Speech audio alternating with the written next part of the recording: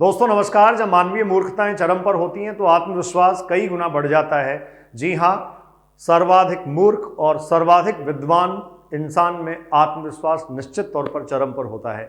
जी हाँ, हाल ही में एक ऐसा वाकया हुआ और वाकया किसी छोटी पंचायत में नहीं बल्कि यूनाइटेड नेशंस की एक मीटिंग में हुआ। संयुक्त राष्ट्र की एक बैठक में बड़ा ही अजीबोगरीब मामला सामने आया, जिसमें सिर पर पगड़ी धारण किए हुए आभूषणों से लदी एक महिला जाती है, अपने आप को किसी एक विशिष्ट देश का प्रतिनिधि बताती है और रेप के आरोपी भारत से भगोड़े बाबा नित्यानंद की शिष्या बताने के साथ साथ यूनाइटेड नेशंस ऑफ कैलासा के प्रतिनिधि के रूप में अपना नाम दर्ज करवाती है।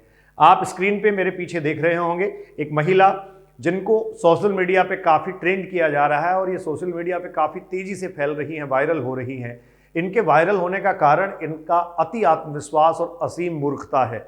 नित्यानंद की शिष्या ने यह दावा किया है कि नित्यानंद भारत से गए नहीं हैं, उनको भारत में ही कुछ शक्तियों ने प्रताड़ित किया, जो इन्होंने अपने ट्वीट में एक सुधार के बाद और बवाल मच जाने के बाद ऐसा किया।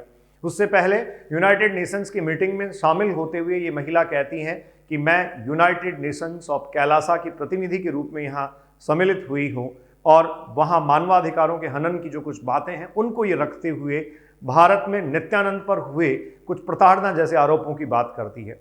इससे पहले मैं आपको नित्यानंद के बारे में बता दूं, नित्यानंद 2019 में भारत छोड़ चुके हैं और एक भगोड़े संत हैं जिन पर उन्हीं की शिष्या ने 2010 में रेप का आरोप लगाया था। रेप के आरोपी नित्यानंद न सिर्फ रेप के आरोपी हैं बल्कि धार्मिक भावनाओं को आहत करने, इसके अलावा बच्चों को बहुत अजीबोगरीब तरीके से कैद करके रखने और उसके अलावा उन पर कई सारे ठगी और अनेकों प्रकार के ऐसे मामले दर्ज हैं जिन पर कड़ी सजाएं मुमकिन है। लेकिन आप देखिए दावा कितना अपने आप में भयंकर है।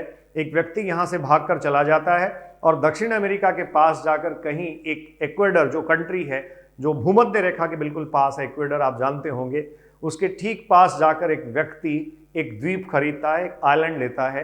खैर तत्कालीन समय में इक्वेडर ने इस बात से पूरी तरीके से इनकार किया था कि नित्यानंद नाम के किसी इंसान को यहाँ शरण नहीं दी गई है, लेकिन यह व्यक्ति वहाँ द्वीप बसाता है। उसके बाद में कथित तौर पर खुद सामने नहीं आता, लेकिन बहुत सारे वीडियोज और बहुत सारे ऐसे ट्विटर हैंडल से ट्वीट और ऐसे मैसेजेस सोशल मीडिया के माध्यम से समय समय पर फैलाता रहता है और कहता रहता है कि मैं हिंदू धर्म का अपने आप में रक्षक हूँ।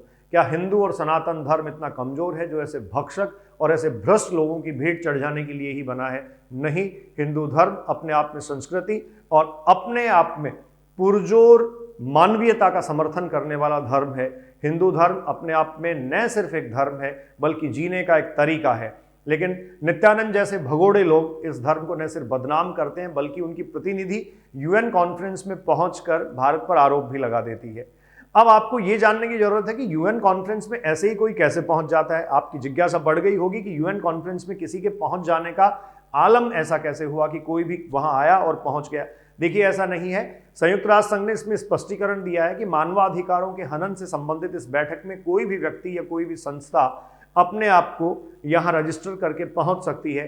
तो नित्यानंद ने निश्चित तौर पर वो जो वहाँ की रजिस्ट्रेशन के लिए कुछ कैटेगरीज डिफाइन की गई हैं, उन 9 कैटेगरीज में किसी एक का हवाला लेते हुए अपने आप को रजिस्टर किया है। और जब अपने आप को रजिस्टर ये व्यक्ति कर लेता है तो ये वहाँ पहुँचता है और न सिर्फ वहाँ पहुँचता है, मतलब अपनी प्रतिनिधि को भेजता है, बल्कि भारत पर भी दावा ठोक देता है।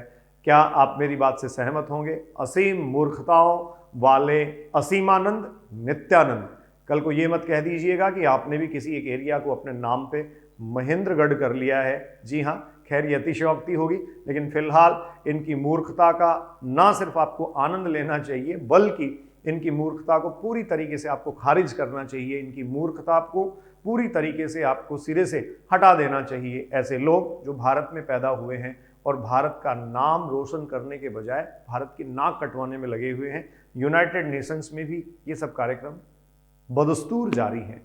नित्यानंद एक भगोड़ा और फर्जी बाबा है, इसमें कोई संशय नहीं है।